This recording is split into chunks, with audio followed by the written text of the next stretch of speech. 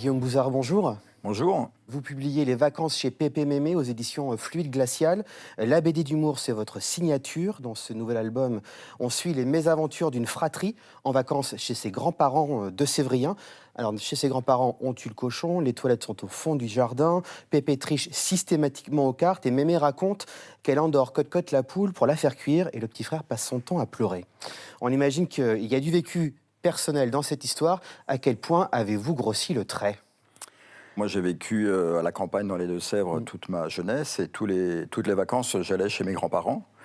Et effectivement, chez les grands-parents, dans les années, fin des années 70, début des années 80, on tuait le cochon, on tuait les poules, on tuait les lapins, on tuait les petits chats. Aussi. C'était quand même un cimetière des animaux à ciel ouvert. Donc, j'ai raconté un petit peu tout ça, en grossissant un petit peu le trait, forcément, puisque j'ai besoin de faire rire un petit peu, donc du coup j'ai mis en scène en plus. Et à travers ces souvenirs que vous ravivez, y a-t-il une envie de votre part de vous reconnecter à votre histoire ?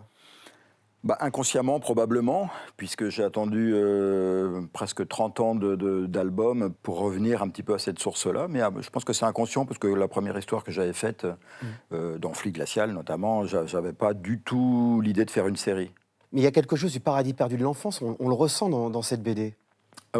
Oui, probablement. Alors moi, j'ai du mal à en parler parce que j'ai pas de recul sur sur le ressenti des gens qui lisent tout ça. Mais moi, c'était une jeunesse formidable. Enfin, la vie à la campagne, les vacances à la campagne, pour moi, il y a rien de mieux. C'était terrible. Alors, vous le racontez, hein, cette BD, elle s'est construite sous forme de scénettes. Et ces scénettes ont été publiées dans Fluide Glacial. À quel moment est-ce que c'est devenu une bande dessinée ? Est-ce que vous avez terminé un scénario pour en faire une histoire complète ? À la base, ça a été la première histoire de cet album, ça a été pour un hors-série spécialité, où là, je ne sais pas pourquoi, je suis parti sur l'idée de gamin chez des grands-parents indignes. Bon, j'avais fait une première histoire, et puis après, je me suis dit, il y a quelque chose à creuser de ce côté-là, et peut-être inconsciemment, l'idée de ma jeunesse perdue, on va dire. Et donc, c'est comme ça que j'ai commencé à faire d'autres histoires qui ont fait un tout. Et alors, c'est vrai que le petit frère dans l'histoire, Ethan, il passe l'essentiel de la BD à pleurnicher.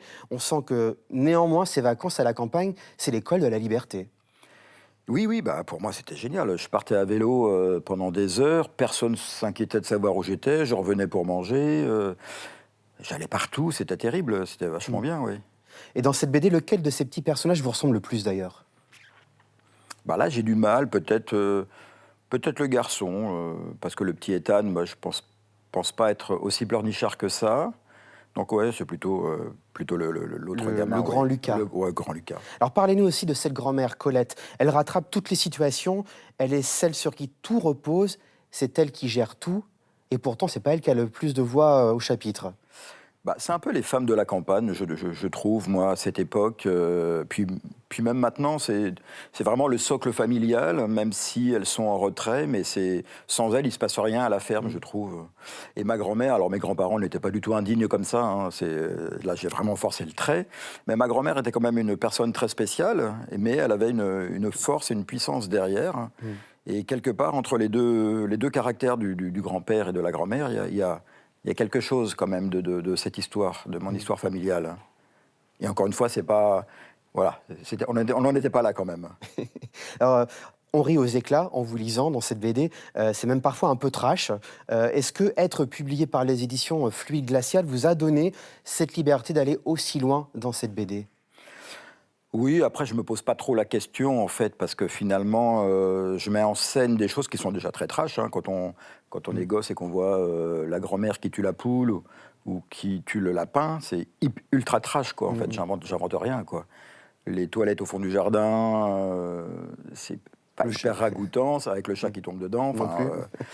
Mais tout ça, c'est du vécu. Donc, bien sûr, après, j'exagère un peu le trait pour l'humour. Puis c'est vrai que chez Fluide, on peut se permettre ce genre de choses. Et pour le plaisir du lecteur, Guillaume Bouzard, merci beaucoup d'avoir répondu à notre invitation. Je rappelle l'apparition de votre nouvelle BD, Les vacances chez Pépé Mémé, c'est aux éditions Fluide Glacial. Merci. Merci.